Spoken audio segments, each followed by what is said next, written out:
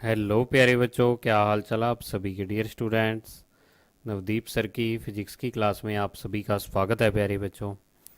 तो देखिए प्यारे बच्चों, अपने जो कर रहे थे इलेक्ट्रोस्टैटिक्स में, और आज इसका पार्ट नंबर थर्ड है। और जो अपना टॉपिक था वो चल रहा था इलेक्ट्रिक पोटेंशियल और पोटेंशियल डिफरेंस। ठीक है, ये दोनों टॉपिक चल रहे थे। तो देखो, आज अपने जो करने जा रहे हैं वो आपका ट्वेल्थ क्लास का ही वैसे तो टॉपिक है, लेकिन यहाँ थोड़ा सा उसको और अलग तरीके से समझते हैं। और इसका नाम है electric potential due to a point charge, बिंदु आवेश के कारण विद्युत विभव। ठीक है, तो मेरी पढ़ाने का तरीका शुरू से यही रहा है कि मैं यानी कि जैसा आपको एग्ज़ाम में लिखना होता है वैसे ही डेरिवेशन आपको करवाता हूँ यहाँ पर। ठीक है, तो आपने जिस तरीके से एग्ज़ाम में जो यूज करनी है थ्योरी, वो सारी थ्योरी आपके सामने लिखी हुई है, हिंदी और इंग्लिश मीडियम दोनों के लिए, क्योंकि कंबाइन ही वीडियो बनाता हूँ मैं बीएससी की। तो देखिए, आपको एक डायग्राम दिया हुआ है यहाँ पर। इस डायग्राम को समझो आप सबसे पहले कि इस डायग्राम में है क्या। तो देखो, ये यहाँ पर क्यू एक मतलब चार्ज पड़ा हुआ है। एक अपने क्या लिया हुआ है, एक्स वाई जेड एक यहाँ पर फ्रेम ऑफ रेफरेंस लिया हुआ है, निर्देश तंत्र जिसको बोल देते हैं वो लिया हुआ है। ठीक है, और यहाँ पर इसके बिल्कुल ओरिजिन पर मूल बिंदु पर एक क्यू आवेश पड़ा हुआ है। क्यू जो चार्ज है वो पड़ा हुआ है। अब इस क्यू चार्ज का खुद का इलेक्ट्रिक फील्ड होगा, इलेक्ट्रिक फील्ड होगा तो इलेक्ट्रिक पोटेंशियल भी होगा। ठीक है, तो आपको क्या करना है, इस क्यू चार्ज के कारण एक पॉइंट है यहाँ पर, ये वाला पी पॉइंट, ये जो इससे स्मॉल आर डिस्टेंस पर है, इस पर आपको पी पर इलेक्ट्रिक पोटेंशियल की वैल्यू फाइंड करनी है। समझ आई बात, इलेक्ट्रिक पोटेंशियल की वैल्यू आपको क्या करनी है, इस पी पर फाइंड करनी है। तो अब देखो, इलेक्ट्रिक पोटेंशियल की वैल्यू आप फाइंड कैसे करोगे इस पी पॉइंट पर।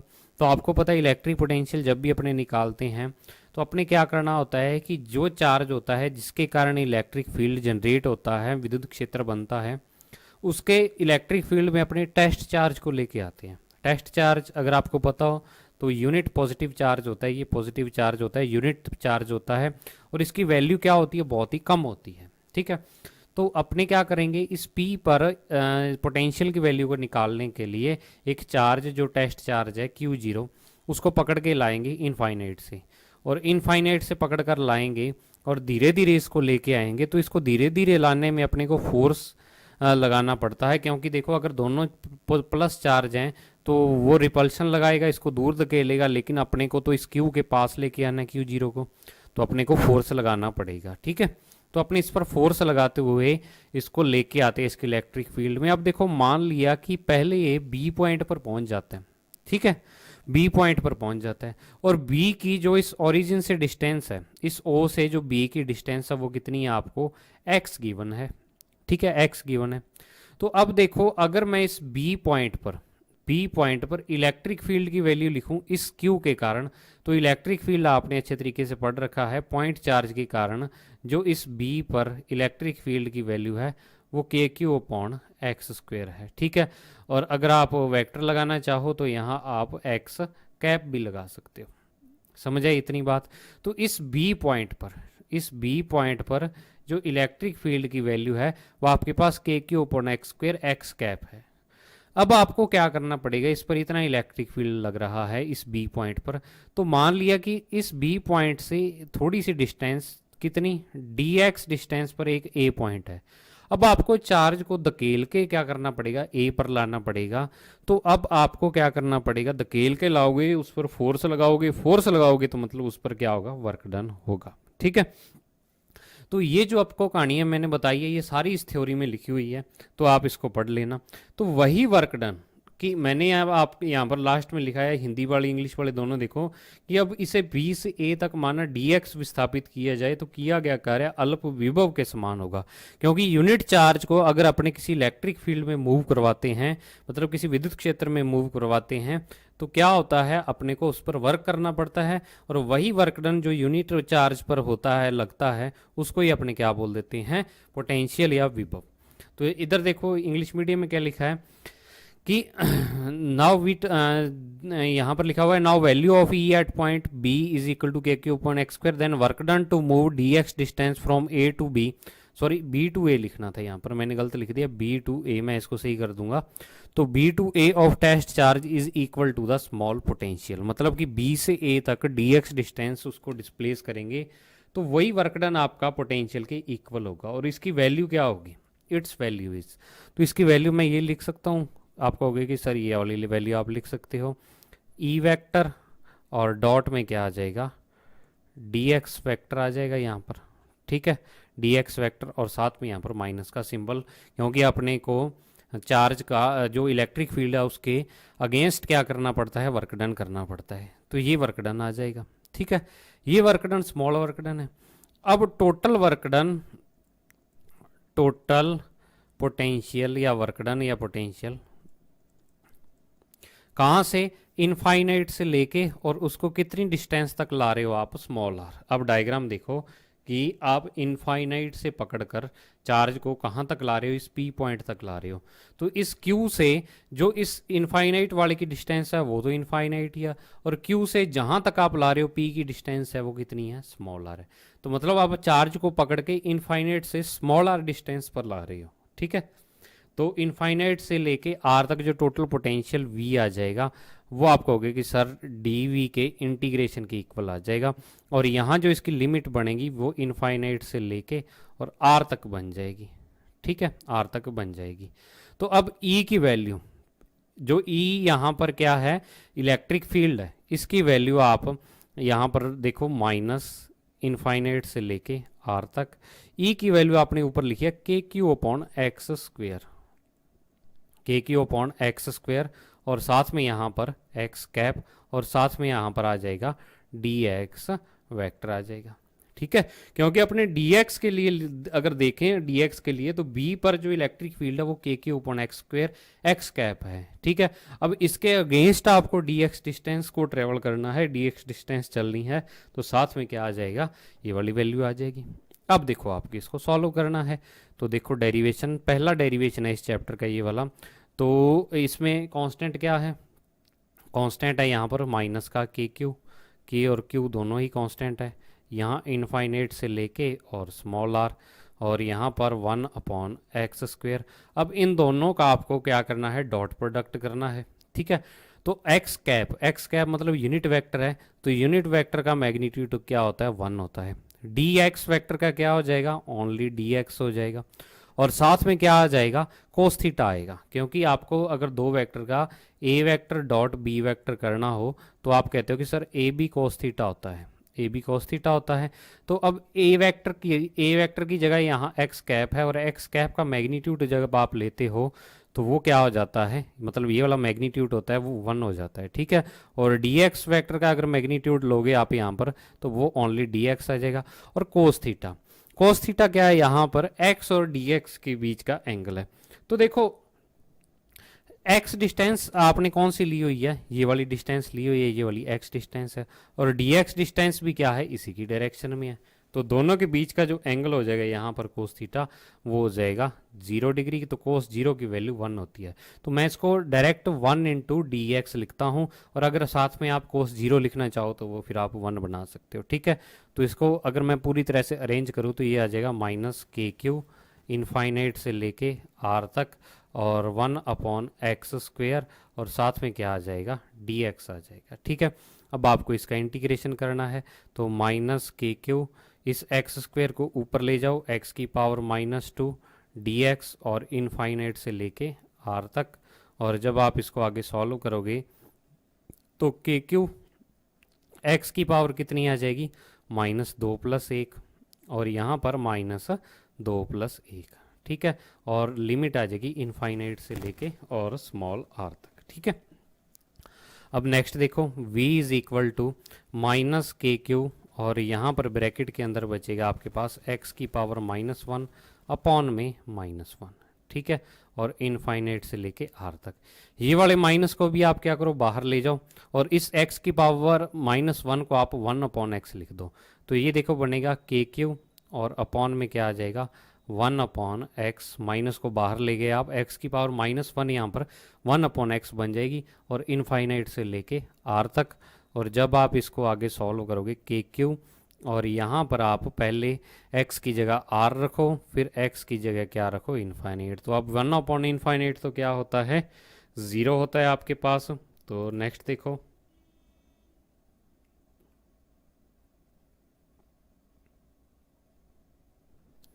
हाँ नेक्स्ट देखो आप।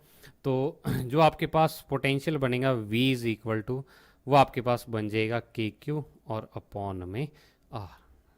ठीक है, के क्यू और अपॉन में क्या बन जाएगा, r। यहाँ पर पोटेंशियल की वैल्यू बन जाएगी।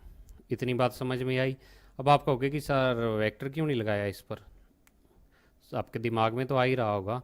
तो देखो, पोटेंशियल जो होता है वो आपको, आप बोलते हो कि क्या होता है, वर्क डन होता है।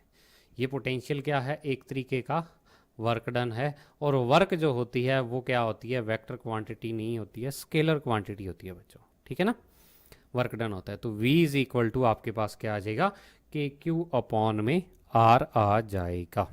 या इसको आप अगर वैसे लिखना चाहो तो इसको 1/4πε0 और साथ में q अपॉन में r लिख सकते हो। और इसकी यूनिट जो होती है वो होती है वोल्ट।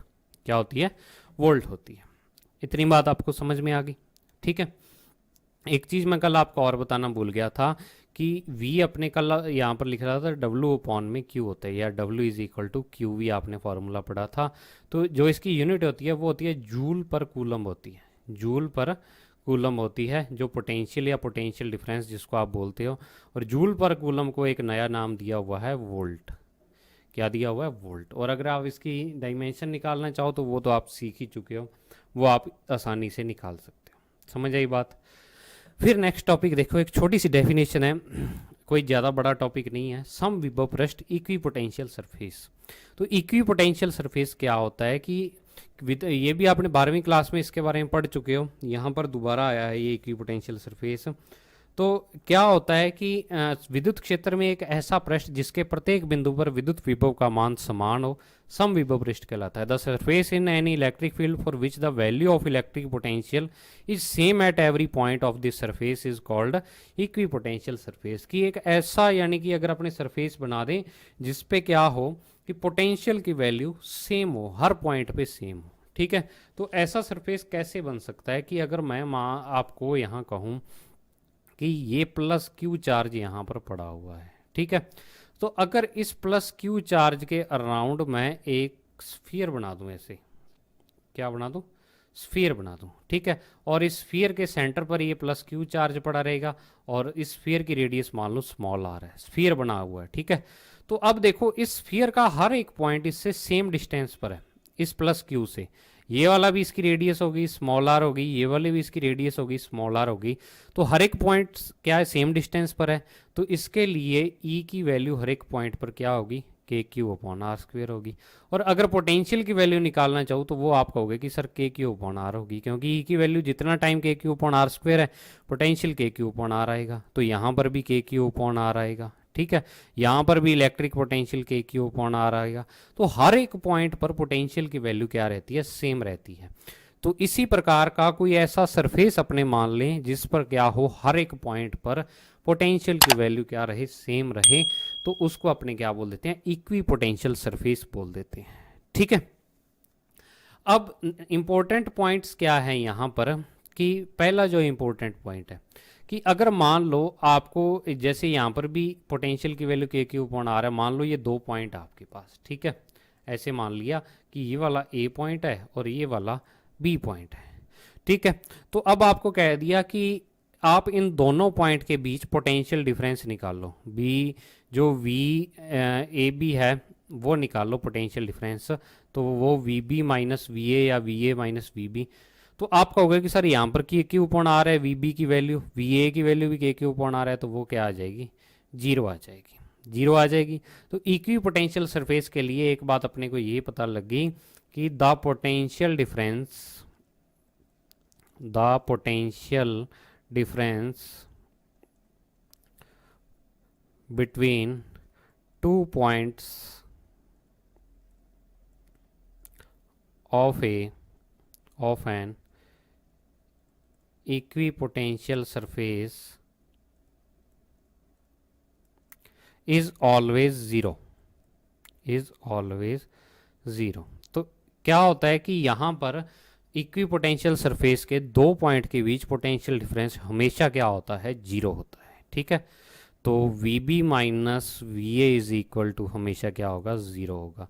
तो V B minus V A कल आपने पढ़ा था कि वर्क डन और अपॉन में क्यू जीरो के इक्वल होता है, कि अगर क्यू जीरो चार्ज को आपको इस ए से लेके बी पॉइंट तक लेके जाना हो, यहाँ से लेके यहाँ तक लेके जाना हो, तो आपको जो वर्क डन करना पड़ता है वही आपका पोटेंशियल डिफरेंस के इक्वल आता है।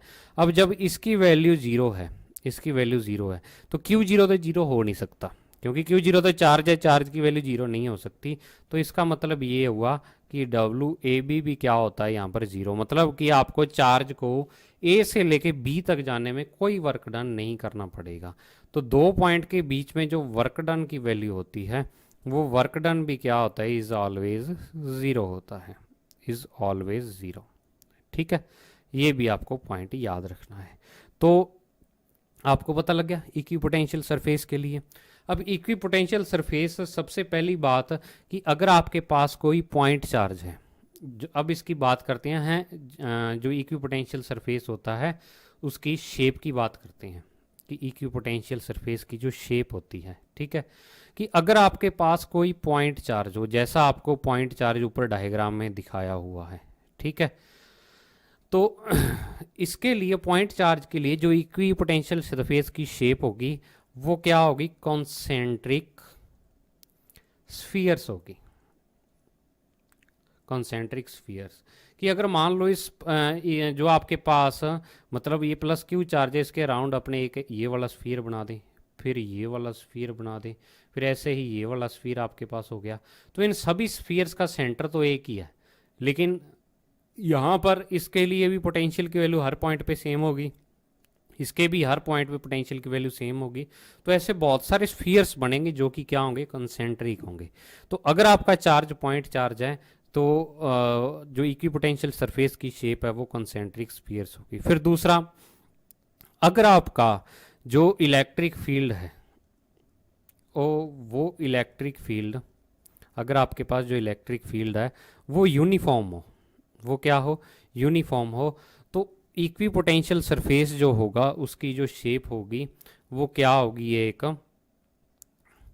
Plane perpendicular to E, plane perpendicular to E vector. ठीक है, और ये जो कंसेंट्रिक स्फीयर होते हैं ये भी इलेक्ट्रिक फील्ड मान लो ऐसे है, तो यहाँ पर इसके बीच में 90 डिग्री का एंगल बनता है। तो इक्वी पोटेंशियल सरफेस हमेशा ही क्या होते हैं, इलेक्ट्रिक फील्ड के परपेंडिकुलर होते हैं, ये भी आपको याद रखनी है। ठीक है, ई वेक्टर के क्या होंगे, ये परपेंडिकुलर होंगे, परपेंडिकुलर, ये भी आपको याद रखने हैं, प्लेन परपेंडिकुलर टू। कि अगर मान लो यूनिफॉर्म इलेक्ट्रिक फील्ड ऐसे होता है, ठीक है, ऐसे आपके पास यूनिफॉर्म इलेक्ट्रिक फील्ड आ गया, तो अब देखो आपको इक्वी पोटेंशियल सरफेस अगर इसके लिए ड्रॉ करना है तो आप ऐसे अगर एक प्लेन ड्रॉ करोगे जो कि इसके परपेंडिकुलर हो बिल्कुल, ठीक है, तो वो क्या हो जाएगा, ये वाला यहाँ पर इक्वी पोटेंशियल सरफेस आपके पास बन जाएगा। समझ आ गई बात। अगर मान लो आपका कोई इलेक्ट्रिक फील्ड है वो किसी स्लिट के अराउंड निकलता है चारों तरफ, तो वहाँ पर वो क्या होता है, जो इक्वी पोटेंशियल सरफेस होता है सिलेंड्रिकल भी हो जाता है। ऐसे इक्वी पोटेंशियल सरफेस की अलग अलग शेप होती हैं, मेन जो आपको याद रखना वो ये दो ही याद रखनी है। इतनी बात मुझे उम्मीद है आपको समझ में आ गई होगी। अब नेक्स्ट देखो, नेक्स्ट टॉपिक पर चलते हैं अपने, जो कि एक काफ़ी इम्पोर्टेंट टॉपिक है आपके एग्ज़ाम के लिए आज से। ठीक है, एग्ज़ाम में अगर मतलब कि क्वेश्चन आपका इस चैप्टर से पूछा जाता है तो यहाँ से क्वेश्चन पूछे जाने के पूरे पूरे चांस होते हैं, क्योंकि अब तक तो आप 12वीं वाला ही पढ़ रहे थे, ठीक है, लेकिन अब जो आप पढ़ने जा रहे हो वो एक्चुअल में बीएससी का टॉपिक है। तो देखो क्या है, relation between intensity of electric field E vector and potential V, यानी ई और वी के बीच रिलेशन क्या होता है वो आपको पढ़ना है। विद्युत क्षेत्र की तीव्रता ई वेक्टर और विभव वी के मध्य संबंध, ठीक है। तो इसको समझने के लिए अपने क्या करते हैं, जैसा आपने अभी पीछे पढ़ा है इक्वी पोटेंशियल सरफेस, कि मान लिया आपने यहाँ पर कि यहाँ कोई चार्ज पड़ा हुआ है, ठीक है, मान लो प्लस क्यू चार्ज पड़ा हुआ है, और इस प्लस क्यू चार्ज को यहाँ पर मानकर इसको सेंटर मानते हुए अपने क्या करते हैं, दो इक्वी पोटेंशियल सरफेस ड्रॉ करते हैं, ठीक है, ये और ये 1 नंबर और 2 नंबर इक्विपोटेंशियल सरफेस हैं, किसी चार्ज के अराउंड है। ठीक है, आपको चार्ज से कुछ लेना देना नहीं है, उसकी वैल्यू कितनी है या और है, बस आपको याद रखना है कि उसको सेंटर मान के 2 इक्विपोटेंशियल सरफेस ड्रॉ किए हुए हैं, और इस चार्ज के कारण पहले जो इक्विपोटेंशियल सरफेस है इस पर पोटेंशियल की वैल्यू v है, और दूसरे इक्विपोटेंशियल सरफेस पे पोटेंशियल की value v plus del V है, मतलब थोड़ी सी चेंज है। ठीक है, तो चेंज है यहाँ पर। तो अब देखो क्या है कि v प्लस डेल वी ऊपर वाले पर है और नीचे वाले पर v है। अब आप कहोगे कि सर पोटेंशियल की वैल्यू तो डिक्रीज होती है, तो आपने v प्लस डेल वी कैसे लिया यहाँ पर। ठीक है, तो देखो डेल v का मतलब यहाँ पर है चेंज, डेल v का मतलब यहाँ पर क्या है, चेंज। ये चेंज नेगेटिव भी हो सकता है, अगर इसकी वैल्यू नेगेटिव हो, कि मान लो डेल v की वैल्यू -4 हो, तो जब आप v की वैल्यू मान लो 10 है आपके पास, 10 में यहाँ पर 10 में प्लस करोगे आप -4, तो वो क्या आ जाएगा, 6 आ जाएगा। तो यहाँ पर प्लस साइन से आपको कंफ्यूज नहीं होना कि सर आपने ऊपर वाले पर प्लस साइन क्यों ले लिया और नीचे वाले को आपने छोटा मान लिया और ऊपर वाले को आपने बड़ा मान लिया। कई बच्चे ऐसे सोच जाते हैं। ठीक है, तो आपको ऐसा नहीं सोचना। ये 1 नंबर और 2 नंबर आपके पास इक्विपोटेंशियल सरफेस हैं, एक पर पोटेंशियल v है, दूसरे पर v प्लस डेल v है किसी चार्ज के कारण। ठीक है, तो अब अपने को क्या करना है, यहाँ पर इलेक्ट्रिक फील्ड और इलेक्ट्रिक पोटेंशियल के बीच रिलेशन निकालना है, और वो भी BSc के हिसाब से। ठीक है, तो अपने यहाँ पर क्या करते हैं कि यहाँ पर ये वाला जो A पॉइंट है और ये वाला यहाँ पर कोई मान लो दूसरा पॉइंट है, जैसे मान लो B, तो ये माना हुआ मान लो C पॉइंट है। A और C एक दूसरे के परपेंडिकुलर पॉइंट्स हैं, मतलब इस सरफेस, दोनों सरफेस के परपेंडिकुलर पॉइंट हैं, और AC है वो दोनों ही इक्विपोटेंशियल सरफेस के बीच में मिनिमम डिस्टेंस है। मैक्सिमम कितनी भी हो सकती है, देखो मिनिमम डिस्टेंस वो होती है जो परपेंडिकुलर हो दोनों के बीच। अगर मान लो आपको कहें कि ये 2 लाइंस हैं और इसके बीच की जो मिनिमम डिस्टेंस है वो तो ये वाली होगी जो बिल्कुल परपेंडिकुलर होगी, मतलब यहाँ पर भी 90 डिग्री के एंगल, यहाँ पर भी। लेकिन अगर मैं कहूँ कि एक पॉइंट इस लाइन पर यहाँ पर है और एक पॉइंट यहाँ पर है, तो ये वाली डिस्टेंस चेंज हो जाएगी, मतलब जो टेढ़ी डिस्टेंस होती है ना, वो क्या हो जाती है, चेंज हो जाती है उसकी वैल्यू। लेकिन जो मिनिमम डिस्टेंस है वो परपेंडिकुलर वाली होती है, जो डिस्टेंस परपेंडिकुलर होती है वही क्या होती है, मिनिमम डिस्टेंस है। तो मिनिमम डिस्टेंस दोनों के बीच में डेल n वेक्टर है। लेकिन अगर आपने मिनिमम वाली मान ली, ओनली मिनिमम डिस्टेंस ही ले ली, तो अगर मान लो आपको 2 पॉइंट ऐसे दे दिए जो टेढ़े हों एक दूसरे से, मतलब बिल्कुल सीध में ना हो, परपेंडिकुलर ना हो, तो फिर आप क्या करोगे, तो वो भी अपने को केस लेना पड़ेगा यहाँ पर। तो अपने मान लेते हैं कि एक पॉइंट B है जो इससे थोड़ा सा A से टेढ़ा है या इसके परपेंडिकुलर नहीं है, और इसके बिटवीन जो डिस्टेंस है वो डेल R वेक्टर है। ठीक है, और इन दोनों के बीच का जो एंगल है वो क्या है, थीटा एंगल है। यहाँ पर समझ आई बात। तो यहाँ पर देखो लिखा क्या हुआ है कि minimum distance between given equipotential surfaces is del n vector, और दूसरा यहाँ पर अपने मानते हैं कि unit vector in the direction of del n vector is equal to n vector, की यहाँ पर अगर मैं यूनिट वेक्टर मानूँ इसकी डायरेक्शन में, तो वो क्या हो जाएगा, n कैप हो जाएगा, क्योंकि डायरेक्शन दिखाने के लिए अपने n कैप यहाँ पर यूनिट वेक्टर मानते हैं। ठीक है, तो अब देखो अपने को क्या करना है, यहाँ पर आप जानते हो कि जो स्केलर फील्ड होता है, अब आप कहोगे कि sir scalar field, vector field, और एक यहाँ पर आएगा ग्रेडियंट। ठीक है, तो ये चीज़ें अगर मैं यहाँ समझाने लग गया तो फिर आपका जो ये वाली फिजिक्स है बहुत लंबी हो जाएगी। तो ये आपका दूसरे पेपर में जो मैथमेटिकल वाला पार्ट है, जिसमें डाइवर्जेंस, कर्ल और ग्रेडियंट तीनों दिए हुए हैं, पहली यूनिट ही है जो मैथमेटिकल वाले की, तो उसमें आप पढ़ोगे। तो मैं ये मान के चलता हूँ कि आपको gradient, scalar field, vector field, इन सब के बारे में पता है। ठीक है, तो अगर नहीं पता तो आप उस वीडियो को ज़रूर देख लेना। मैं जो वो वीडियो अभी रिकॉर्ड नहीं किया, आपको बता दूंगा जब रिकॉर्ड की, और लिंक मैं यहाँ पर जो आई बटन है यहाँ पर डाल दूंगा उसका। ठीक है ना, तो इतनी बात आप याद रखना। तो स्केलर फील्ड एक ऐसा फील्ड होता है कि जो स्केलर क्वांटिटी से रिलेटेड होता है। ठीक है, तो देखो क्या है कि if the value of potential for equipotential surfaces is v plus d V and v and perpendicular distance between the surfaces is del n vector, की अगर मान लिया यहाँ पर कि जो इक्विपोटेंशियल सरफेस हैं उसके बीच में क्या है कि जो पोटेंशियल है v प्लस डेल वी और v है और दोनों के बीच परपेंडिकुलर डिस्टेंस है वो डेल n वेक्टर है यहाँ पर। तो स्केलर फील्ड के लिए क्या होता है कि जो ग्रेडियंट ऑफ v वेक्टर होता है, स्केलर फील्ड के लिए gradient vector v, gradient of v इसको बोलेंगे, इज इक्वल टू किसके इक्वल होता है, ये होता है del V upon del n और साथ में यहाँ पर आ जाएगा एन कैप। देखो ग्रेडियंट के बारे में थोड़ा सा आपको समझा देता हूँ कि ये चीज़ क्या होती है ग्रेडियंट। कि आप देखो यहाँ पर v है वो एक क्या है, स्केलर क्वांटिटी है, और इस स्केलर क्वांटिटी की वैल्यू जैसे आप डिस्टेंस चेंज करते हैं ना वो चेंज हो जाती है, ठीक है। और एक पर्टिकुलर डायरेक्शन में इसकी जो वैल्यू चेंज होती है उसको ही अपने बोल देते हैं ग्रेडियंट ऑफ v वेक्टर। तो मतलब कि जब आप यहाँ a से लेके c तक गए परपेंडिकुलर डिस्टेंस के अलोंग, मतलब जो डेल n वेक्टर इसके अलोंग, तो इसमें जो v की वैल्यू में चेंज कितना आया, डेल v आ गया चेंज। यहाँ पर यहाँ v थी, यहाँ v प्लस डेल v हो गया, तो चेंज कितना आया, डेल v।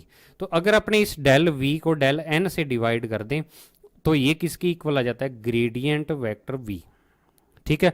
तो अब देखो इस ग्रेडियंट को जब किसी स्केलर क्वांटिटी पर लगाते हैं, जैसे v एक स्केलर क्वांटिटी है, अदिश राशि है, इस पर लगाएंगे तो अपने को एक वेक्टर क्वांटिटी मिलती है यहाँ पर, और वही वेक्टर क्वांटिटी अपने को फाइंड करनी है कि वो वेक्टर क्वांटिटी पोटेंशियल के रिस्पेक्ट क्या होती है। कि जब पोटेंशियल पर इसको लगा दिया ग्रेडियंट को तो अपने को क्या मिलेगा यहाँ पर, ठीक है।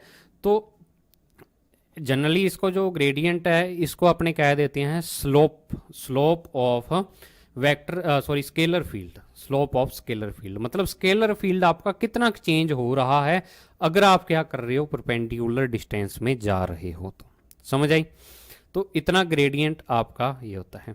अब देखो अगर अपने क्या करें कि वैसे अगर पोटेंशियल को डिफाइन करना चाहें तो यहाँ पर अगर मैं एक Q0 चार्ज मानूँ, इस Q0 चार्ज जो यूनिट चार्ज है इसको B से लेके A तक लेके आऊँ, ठीक है। तो इसको Q0 चार्ज जो कि एक टेस्ट चार्ज है और यूनिट चार्ज है, इसको अगर क्या करूँ मैं B से A तक लेके आऊँ तो वर्क डन कितना करना पड़ेगा, इसको इक्वेशन फर्स्ट दे दो। तो देखो work done to move Q0 charge from B to A, तो वर्क डन जो यहाँ पर करना पड़ेगा वो आपका किसके इक्वल आ जाता है, पोटेंशियल के इक्वल आ जाता है। और यहाँ पर इन दोनों पॉइंट के बीच का जो पोटेंशियल है वो तो डेल वी है, ठीक है। क्योंकि देखो इक्वी पोटेंशियल सरफेस है, चाहे आप यहाँ पर वैल्यू निकालो, चाहे आप यहाँ पर वैल्यू निकालो, चाहे आप यहाँ पर v प्लस डेल वी आएगी हर जगह। तो del V is equal to आपके पास क्या आ जाएगा, यहाँ पर ये आ जाएगा बच्चों minus E vector dot del r vector, जो डिस्टेंस आ जाएगी। ये इक्वेशन नंबर सेकंड आ जाएगी यहाँ पर, ठीक है। दो इक्वेशंस बना ली, पहली इक्वेशन अपने ग्रेडियंट से लिखी है, दूसरी इक्वेशन अपने मान रहे हैं कि बी से लेके ए तक अगर कोई चार्ज आ गया तो उसको मतलब कितना यानी कि वर्क डन करना पड़ेगा या पोटेंशियल। तो अब अगर फ्रॉम इक्वेशन फर्स्ट मैं लिखूँ यहाँ पर, फ्रॉम इक्वेशन फर्स्ट, तो इस इक्वेशन फर्स्ट को मैं क्या करता हूँ, multiplying by del r vector. Equation first है ना, इसको बोथ साइड में क्या करता हूँ, डेल आर वेक्टर से मल्टीप्लाई कर देता हूँ। तो ग्रेडियंट वेक्टर v और साथ में यहाँ पर क्या आ जाएगा dot del r vector is equal to del V upon del n, और यहाँ पर एन कैप और यहाँ पर डेल आर वेक्टर आ जाएगा। समझ आई इतनी बात। अब नेक्स्ट चलो, ग्रेडियंट v और साथ में del r vector is equal to del V upon del n, और देखो इन दोनों का डॉट प्रोडक्ट होगा यहाँ पर। तो डॉट प्रोडक्ट होगा तो एन कैप का जो मैग्नीट्यूड है वो तो हो जाएगा 1, डेल आर वेक्टर का क्या आ जाएगा डेल आर, और साथ में क्या आ जाएगा यहाँ पर कोस थीटा आ जाएगा, दोनों के बीच का एंगल आ जाएगा, ठीक है। तो कोस थीटा आ जाएगा। अब देखो एक चीज़ आप यहाँ से कि अगर मैं यहाँ वाले ट्राइंगल को अलग से निकाल के आपको बताऊँ, यहाँ पर ये डेल आर वेक्टर है, ये डेल एन वेक्टर है, ठीक है। तो ये दोनों हैं और इनके बीच का एंगल थीटा है। तो तो अगर इस डेल आर वेक्टर के मैं क्या करूँ यहाँ पर कंपोनेंट बनाऊँ, तो इस डेल एन वेक्टर की डायरेक्शन में इसका कंपोनेंट आ जाएगा डेल आर कोस थीटा, ठीक है। और इसके परपेंडिकुलर डिस्टेंस में आ जाएगा डेल आर साइन थीटा आ जाएगा, ठीक है। तो मतलब कि इस डेल एन वेक्टर को कि इसके component del r cos theta के इक्वल मान सकता हूँ मैं, क्योंकि इसकी डायरेक्शन में ही है कि डेल आर कोस थीटा जो है कंपोनेंट वो डेल एन की डायरेक्शन में ही है, ठीक है। तो डेल आर कोस थीटा जो यहाँ पर है इसको मैं लिख देता हूँ डेल एन, ठीक है, कंपोनेंट के कारण। तो यहाँ पर del r vector is equal to del V upon del n, और इसको भी मैं लिख देता हूँ डेल एन। आप यहाँ पर रीज़न दे सकते हो, क्योंकि जो यहाँ पर del r del r cos theta है वो डेल एन के इक्वल है। कंपोनेंट बना लिए तो del r cos theta del n वाला ही बना है, जो डेल एन है वही डेल आर कोस थीटा बन रहा है। कि आप यहाँ पर अगर कंपोनेंट बनाओ इसका जो कंपोनेंट ये वाला ही बनेगा डेल आर कोस थीटा, ये वाला जो है ए से लेके सी तक, और इसकी वैल्यू ही कितनी है डेल एन है आपके पास। तो डेल आर कोस थीटा की जगह मैं क्या लिख सकता हूँ, डेल एन लिख सकता हूँ, ठीक है। समझ आई इतनी बात। तो अब अगर मैं यहाँ से इस डेल एन को कैंसिल आउट कर देता हूँ इससे, तो डेल वी जो बनेगा आपके पास वो आपके पास बन जाएगा gradient vector V dot del r vector. ये इक्वेशन थर्ड बन गई। अब देखो आपके पास दो इक्वेशन पड़ी हैं, एक इक्वेशन सेकंड है ये वाली, और एक इक्वेशन थर्ड है ये वाली। तो आप इसमें देखो दो दो चीज़ें सेम आ रही हैं, दो दो चीज़ें क्या आ रही हैं, सेम आ रही हैं।